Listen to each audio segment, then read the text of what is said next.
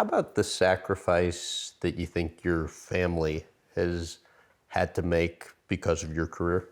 Well, I think that's what people, they see the lights and the action and you know, all the things that go with it. There are sacrifices you have to make, but as they say, anything worth having is worth sacrificing for. And, you know, we live in a nice house, we have a nice cottage, but the sacrifice that your family makes is you're not around as much. And your wife ends up raising your kids. It's been very hard, not being able to have him around because, you know, he's, you know, doing what he's got to do for not only the program, but the university and the players, you know, as they grow. Personally, yeah, I'd like to have them around more. But I also understand that, you know, we'll get our time, and we do have our time. Right. But it's not traditional.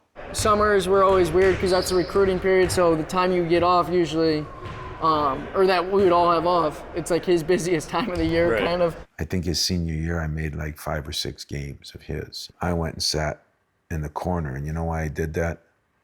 Because I realized all the parents are complaining about the coach.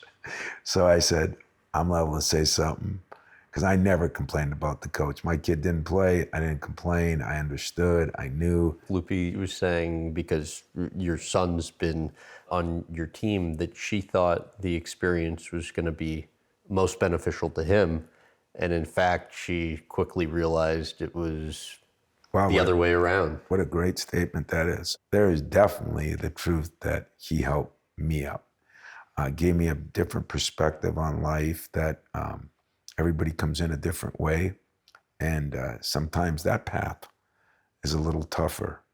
And you think you're helping him, but the truth of the matter is he probably helped me more than I've helped him. I've raised everybody else's kids.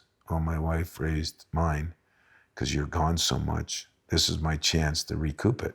It's way to come out of there, Steven. What's been the best part of being able to spend like this amount of time together over the past few years? The best part is just the time. It's a blessing and sometimes a curse, but overall it's been a blast. And then just like the traveling, just being on a plane or being on a bus with team, that's like the best memories you can have. Every away game we have, we take a picture before pregame, stuff like that.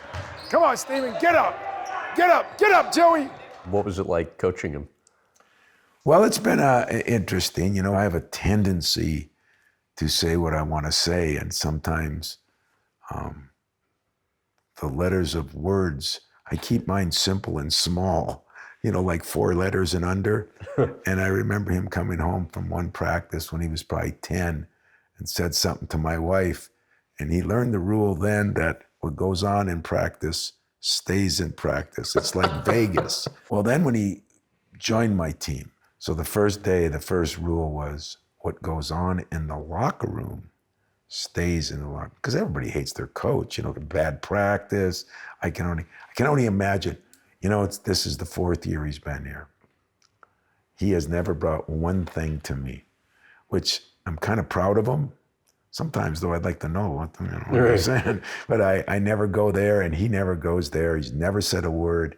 It's been awesome. But I can only imagine. Can you imagine what he's taken at times? You know, somebody sitting there ripping your dad in the locker right next to you. I'm not a narc. I'm not a narc. I probably started the trash talk more in the locker room than anything. Okay, give me an example.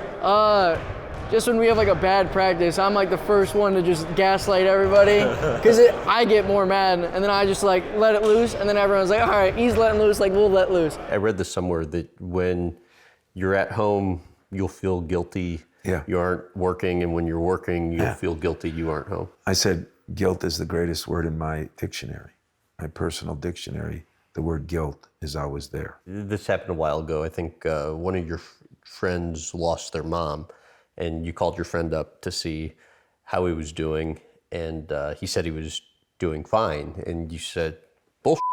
And what was it about his response that really struck you? His response actually hurt me. And I said, oh, don't give me that BS. You're not great. You know, it's your mom just died at 7:30 this morning.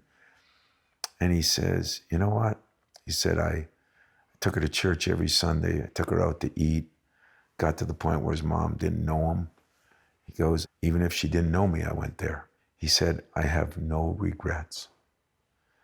And a few years later, my father died. And I said to him, I have a lot of regrets. And, you know, then they tried to say, people try to make you feel better. And it's true, you know, I got this job, and a couple years later, I did buy my parents a house. And I bought them a car, and they went to Hawaii, and they went to every Final Four, and they got to do things that somebody from Iron Mountain doesn't get to do. And they all said to me, just think what you did for your father and all the memories and all the great things, you know, your mom got to do. And I said, yeah, but when I was at those Final Fours and he was there, it'd be hello in the morning when I saw him, he's having a cup of coffee, and hello at night because I was working all day. So I didn't get to spend the time with him. You know, I didn't get to do that. And I do regret that. And so I'm trying to find a balance, because all of a sudden your kids go from 5 to, my daughter's 27 or 8, my son is 22. And, you know, they grow up quick, as they say. My mother's 96. I try to see her. I don't get to see her enough. So I hope that the things I was able to do for him makes up for the time I didn't get to spend.